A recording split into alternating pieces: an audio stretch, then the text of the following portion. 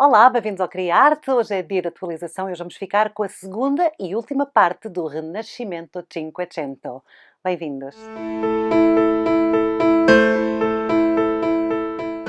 Olá, bem-vindos ao Criarte. O meu nome é Sara. Hoje é segunda-feira, dia de atualização no nosso canal e hoje vamos terminar o Renascimento Cinquecento. É o fim. Mas não fiquem tristes porque vamos ter mais Renascimento no Criarte. Logo depois do Cinquecento vamos ter o Renascimento veneziano. Vamos falar de Tiziano, mas isso é outro vídeo. Hoje vamos então terminar o Renascimento Cinquecento. O Renascimento tem três fases distintas. O primeiro, aliás, começou em Siena e chama-se Renascimento Trecento. Saltou de Siena depois para Florença. Em Florença nasce o Renascimento Quattrocento. E, finalmente, entre Florença e Roma nasce o Renascimento Cinquecento. Na última semana falámos acerca desse grande nome que para muitos é o expoente máximo do Renascimento, que é o Senhor Sábio Leonardo da Vinci, o primeiro gênio da humanidade. Gênio que foi um termo inventado também aqui na altura do Renascimento. O Renascimento é um renascer das ideias da época clássica, dos gregos, dos romanos, e é realmente fascinante todas as alterações que existem, não só na pintura, mas também na escultura e também na arquitetura. O Renascimento é realmente uma harmonia das artes. Estamos a viver um período de humanismo em que o homem está no centro de tudo, a isto chama-se antropocentrismo. É um período de naturalismo, onde os pintores tentam recriar o mais possível a harmonia da natureza. Temos aqui uma procura de beleza, uma procura de conceitos como a beleza e o amor, fora da rigidez da iconografia, não é verdade? Portanto, temos aqui muitas alterações a acontecerem. Um dos grandes exemplos de tudo isto é realmente o Leonardo da Vinci, que pintou lá a Gioconda, onde nós podemos ver uma nova técnica, que é o esfumato, não é verdade? Temos simetria, temos perspectiva, temos tudo isto, luz, cor, tridimensionalidade, uau! Hoje vamos então falar dos dois últimos grandes nomes do Renascimento Cinquecento. Eles, então, junto com o Leonardo da Vinci, simbolizam os grandes nomes do Renascimento Cinquecento. São três, é a Santíssima Trindade. Leonardo da Vinci, Miguel Ângelo, Rafael Sanzio. Eu faço sempre por ordem de data de nascimento, não é por ordem de importância. Vamos então falar de Miguel Ângelo. Nós temos vídeo acerca da vida e obra de Miguel Ângelo, temos vídeos de análise de obras desta gente toda, portanto é só buscarem aqui no nosso canal Criarte, vão às listas e temos lá várias listas e vocês vão vendo o que é que vos interessa, porque os vídeos aqui, como é só de história da arte, são mais voltados para a história, não é verdade? Para quem quer mesmo conhecer a fundo a obra e a vida destes grandes artistas, pode fazê-lo nas outras listas. Mas hoje vamos então falar de Miguel Ângelo. Ele é um dos meus preferidos. Eu adoro, venero o chão que ele pisou. Eu adoro Miguel Ângelo. Eu, quando fui a Florença e quando fui a Roma, foi com a intenção de ver as obras de Miguel Ângelo. Para além do Caravaggio, que eu também gosto muito, mas é barroco. Mas pronto, eu gosto tanto de Miguel Ângelo e acho que, para mim, isto é uma opinião pessoal, ele é o espírito renascentista. Mas pronto. Ele foi o primeiro grande pintor e escultor atormentado da história. Esta ideia de o artista atormentado, que nós temos muito esta ideia dos artistas atormentados, não é verdade? Nasceu aqui com ele, porque ele era realmente uma alma atormentada. Ele era de Florença, ele foi um protegido da família dos Médici e ele também era um republicano. Isto é engraçado porquê?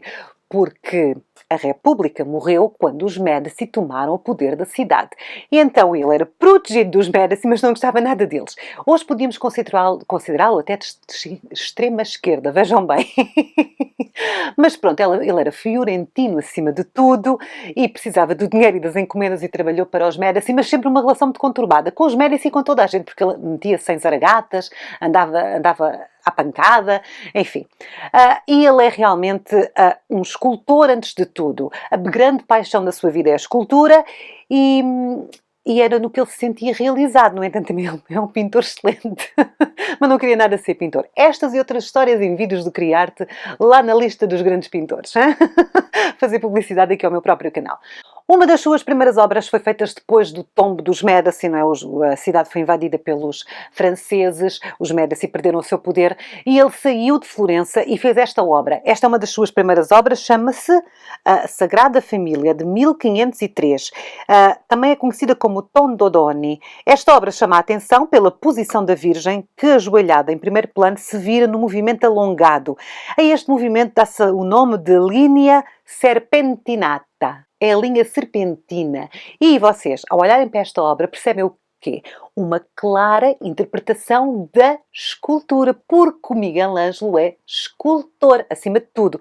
Portanto, lembram-se quando o Masaccio, no Renascimento 400, pintava os seus corpos inspirados pela escultura do Donatello e pelos edifícios do Brunelleschi? Aqui é isto que está a passar. O Miguel Ângelo vai buscar inspiração à sua obra escultórica para a sua obra de pintura. Os corpos, as posas, lembram-nos o quê? Os volumes da escultura. O Miguel Ângelo inova exatamente nisto. Há aqui um novo trabalho da posição do corpo. Portanto, isto já não é aquele renascimento que busca, acima de tudo, os ideais clássicos. Isto já é uma expressão plástica diferente, não é verdade? Há aqui uma procura do movimento e do volume de uma forma completamente diferente. Nós podemos ver que o Menino Jesus aqui é muito musculado. Cá está, porque há um estudo na anatomia. Portanto, aqui as figuras são sérias e solenes e existe uma clara divisão entre o grupo principal e o fundo. Ora, apesar de ser realmente genial a pintura não era o grande amor do Miguel Ângelo, a escultura era. Ele acreditava sinceramente que a escultura era o expoente máximo da arte, não é verdade? Ele acreditava que o homem era o centro da criação divina, que o corpo era uma massa era um volume, que era necessário arrancar à pedra. Portanto, o Miguel Ângelo acreditava que o corpo da sua escultura estava aprisionado dentro da pedra. Quando lhe perguntavam, mas como é que você conseguiu fazer o David, não é, com uma perfeição destas? Ele disse assim, é muito fácil, só tive que tirar o excesso, porque a figura já lá estava. Portanto, ele acreditava que lá dentro estava a figura e ele só tinha que tirar o excesso e pronto. O David é de 1501, é a obra mais famosa da escultura de sempre, é um contraposto perfeito, portanto, ele aqui foi buscar inspiração lá à antiguidade clássica, não é verdade? Mas esta obra é mais do que isso. O corpo em tensão é aqui captado no momento de preparação para o confronto com Golias. Portanto, as mãos são grandes e pesadas e toda a energia está concentrada na testa. Em Florença, o Davi foi visto como um representante da República, uma volta à independência e às virtudes cívicas. Depois de ver esta obra, não é? Em 1505, o Papa Júlio II disse assim, eu quero. Eu quero. O Papa Júlio II acreditava que, através da pintura, da escultura, das artes, iria devolver à Igreja o seu antigo poder e esplendor, que a Igreja continuava a ser muito poderosa, mas tinha perdido algum esplendor, vamos ser honestos, não é verdade? Porque os artistas libertaram-se daquela iconografia que os oprimia. Então ele vai buscar o Miguel Ângelo, que protestou. Na verdade, ele foi para fazer uma obra escultural, porque o Papa disse-lhe assim, olha, vens, eu dou-te aqui uma obra para fazer, dou-te o dinheiro que quiseres, vai ser fantástico. E o Miguel Ângelo chegou lá, não era nada daquilo. O Papa pediu-lhe para pintar o teto da Capela Sistina. Esta é a obra mais preciosa do mundo. A nível de história da arte, não há outra como esta. Ela é inacreditável e tem em si todo o esplendor magnífico do Renascimento de Cinquecento, porque o Renascimento de Cinquecento tem tudo a ver com esplendor. É tudo em grande aqui nesta fase do Renascimento. A Capela Sistina, o teto, foi pintado então em 1505, ou iniciado. O pintor executou sozinho este trabalho. Ele era um perfeccionista, ele gostava de trabalhar sozinho, ele achava que só ele é que sabia fazer as coisas. Ele inventou um sistema de guindastes para puxar até ao teto. Ele ficava deitado a pintar assim, sozinho, portanto levou uns anos. Ele teve 4 anos aqui fechado. Como ele não queria fazer isto de maneira nenhuma, o Papa obrigou-o, dava-lhe pouco dinheiro, portanto foram uns anos que foram uma penitência. Ele não gostou nada. E conta a lenda que só via na cidade, ele aos gritos à noite a dizer eu não sou pintor, eu sou escultor, porque estava mesmo enraivecido. No entanto, ele transmitiu-nos uma força enorme, toda esta revolta através da arte. E nós, quando entramos na Capela Sistina, realmente ninguém fica indiferente àquele teto. Aquilo é uma explosão de movimento. É uma explosão de quê? De renascimento do Cinquecento. É o renascimento no seu melhor. Nesta obra, o Miguel Ângelo ilustra as suas ideias acerca da mitologia cristã, muitos corpos a contorcerem-se, sugerindo movimento contínuo e ação. No centro está o homem, portanto, que é o ideal renascentista em todo o seu esplendor. E a famosa cena da criação culmina com o encontro de duas energias. De um lado temos Deus, do outro lado temos o homem. Ora, em 1534 o novo Papa chega à cidade e mais uma vez é pedido ao Miguel Ângelo para pintar, e desta vez ele pinta outra obra fantástica. Já numa outra idade, ele aqui já não está com aqueles ideais do Renascimento, ele já está em período de transição para outra coisa também, não é verdade? Mas ainda é dentro do Renascimento cinquecento que ele pinta. Estou a falar desta obra. Esta é uma das mais impressionantes representações da história da arte. Revela o cosmos, em cujo centro está Jesus Cristo no dia do juízo final. Nos últimos anos de vida, Miguel Ângelo dedicou-se à escultura para igrejas em Roma e para o seu próprio túmulo, como podemos ver essa pietà fantástica que ele desenvolveu. Portanto, o Miguel Ângelo é realmente um artista completo, em vários sentidos, não é verdade? Mas, para além de Miguel Ângelo e de Leonardo da Vinci, há um outro nome muito importante no Renascimento do Cinquecento. É o príncipe do Renascimento, Rafael Sanzio. Rafael é o mais jovem destes pintores todos, e também foi o que viveu menos tempo. Ele faleceu relativamente jovem. Ele chegou a Roma em 1508 para trabalhar, imaginem com quem?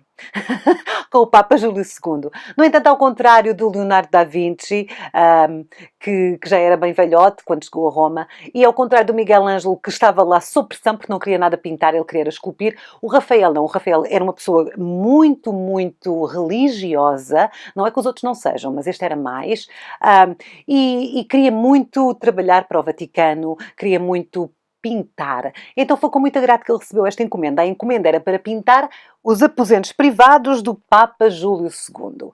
E nós temos então o escritório e a biblioteca, e a decoração destas salas é dominada por um espírito neoplatónico e humanista que concilia a sabedoria, a beleza e a humanidade. Ora, e aqui nestas salas nós temos uma obra que é a maior obra do Rafael e é a última magnífica, assim, em termos de tamanho, obra do Renascimento do Cinquecento. A última grande obra do Renascimento do Cinquecento é esta, a Escola de Atenas. Atenção! Se quiserem perceber o Renascimento, é só analisar a Escola de Atenas. Está lá tudo. Estão lá estas 3 fases compactadas, compiladas, em termos de traço, em termos de trabalho de geometria, de simetria, de tudo isso, e também em termos de ideais. Nós temos uma análise muito profunda acerca desta obra, aqui no Criarte, na lista de análise de obras. Mas vamos olhar para a obra com atenção. A Escola de Atenas sublinha uma arquitetura clássica, uma perspectiva central e uma união dos conhecimentos. Temos aqui tudo aquilo que é importante no Renascimento. Temos um domínio perfeito da representação do espaço, temos um domínio da cor, um domínio do corpo, temos contraposto, temos luz, temos atenção-sombra, temos movimento, temos naturalismo, temos beleza, temos amor e temos também uma mensagem, que é a mensagem que toda a gente que aqui está neste quadro não é católica. Isto são os ideais clássicos no seu maior esplendor. Aqui reunida está a nata do Renascimento, os ideais clássicos do Renascimento, os ideais do Renascimento do Cinquecento. Esta é, sem dúvida, uma obra importantíssima e belíssima. E é com ela que termina o Renascimento. É realmente com esta obra fantástica do Rafael que nós terminamos o período Cinquecento do Renascimento italiano. Há mais Renascimento em Itália, nós num vídeo vamos falar acerca do Renascimento veneziano e vamos falar de outros renascimentos, no Renascimento na Alemanha, no Renascimento nos países nórdicos, enfim, vamos andar por aí a espreitar outros renascimentos, mas este Renascimento italiano é realmente o mais conhecido e é com Leonardo da Vinci, com Miguel Ângelo e com Rafael que se fecha então este período da história da arte. E por hoje é tudo. Não se esqueçam de fazer gosto, de partilhar e de subscrever o nosso canal. Nós voltamos na próxima segunda com mais atualizações. Eu sou a Sara, fiquem bem. Tchau!